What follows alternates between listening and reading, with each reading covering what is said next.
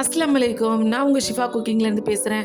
இன்றைக்கி நம்ம என்ன ரெசிபி பார்க்க போகிறோன்னா, உளுந்து இல்லாமல் மாவு அரைக்காமல் ரவையை வச்சு டக்குன்னு ஒரு வடை எப்படி செய்கிறதுன்னு பார்க்கலாமா? இது மெதுவடை மாதிரியே இருக்கும். ரொம்ப வெளியில் ரொம்ப கிறிஸ்பியாகவும் உள்ளே நல்லா சாஃப்டாகவும் இருக்கும். வாங்க எப்படி செய்கிறதுன்னு பார்க்கலாம். இங்கே நான் 1 கப் ரவை எடுத்து வச்சுருக்கேன். அதுக்கு ஒரு கடாயில் 2 கப் தண்ணி சேர்த்து சூடு பண்ணிக்கிறேன். தண்ணி சூடாகட்டும்.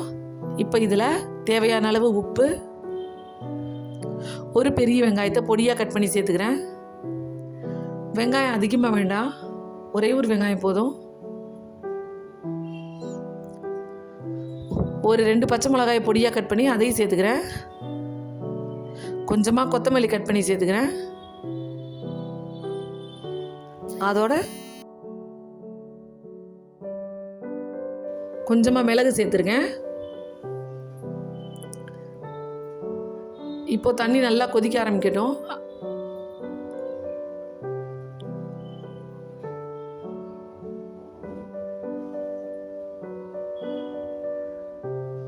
பாருங்க, தண்ணி நல்லா கொதிக்க ஆரம்பிச்சிருச்சு. இந்த டைமில் நம்ம வச்சுருக்க 1 கப் ரவையை இது கூட சேர்த்துறேன்.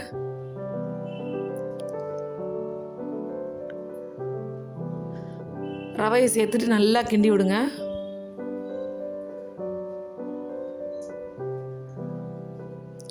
ரவை நல்லா வெந்து அது நல்லா திரண்டு வரட்டும்.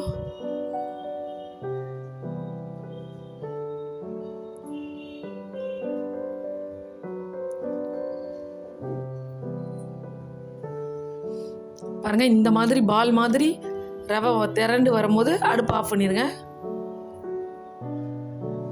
இப்போ இந்த ரவை மாவு வந்து நல்லா ஆறட்டும். நல்லா ஆறினா தான் நமக்கு தட்டை வரும். இப்போ நல்லா ஆறிடுச்சு. இப்போ கையில் கொஞ்சமாக எண்ணெய் எடுத்து தடவிட்டு அந்த மாவை எடுத்து நல்லா டைட்டாக ப்ரெஸ் பண்ணி ஒரு பால் மாதிரி உருட்டிட்டு அதுக்கப்புறம் அதை வடையாக தட்டிக்கோங்க.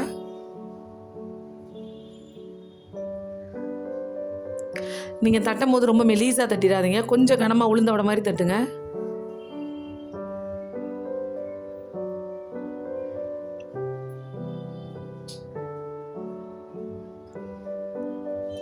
பாருங்க, இதே மாதிரி நம்ம வச்சுருக்க எல்லா மாவை எல்லாத்தையும் மொத்தமாக தட்டி வச்சுருங்க. டைட்டாக இந்த மாதிரி ப்ரெஸ் பண்ணி ஒரு பால் மாதிரி ஆக்கிட்டு தட்டுங்க, இல்லைனா ரவையில் விரிசலாக வரும். நீங்கள் இந்த மாதிரி இந்த பக்கம் தட்டும் போதே அந்த பக்கம் எண்ணெயை காய வச்சுருங்க. நீங்கள் தட்டி முடிக்கிறதுக்குள்ள அங்கே எண்ணெய் காஞ்சிரும், டக்குன்னு பொரிச்சு எடுத்துடலாம்.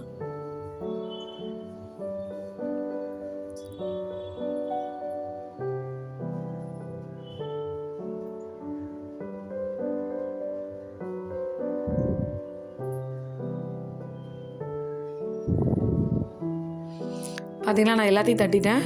நான் எடுத்த 1 கப் ரவைக்கு எனக்கு 10 வடை கிடச்சிச்சு. இப்போ நான் அடுப்பில் எண்ணெயை காய வச்சுருக்கேன். எண்ணெய் ஒரு மீடியம் ஹீட்டில் இருக்கும் போதே நம்ம தட்டி வச்சுருக்க வடையை அதில் சேர்த்துருங்க. ரொம்ப ஹை ஃப்ளேமில் போகக்கூடாது, அப்புறம் வெளியில் மட்டும் ரவை கருகிரும். நல்ல மீடியம் ஃப்ளேம்லேயே வெளியில் நல்லா கிறிஸ்பியாக வர வரைக்கும் பொறுமையாக வெயிட் பண்ணி குக் பண்ணுங்க, வேக வைங்க.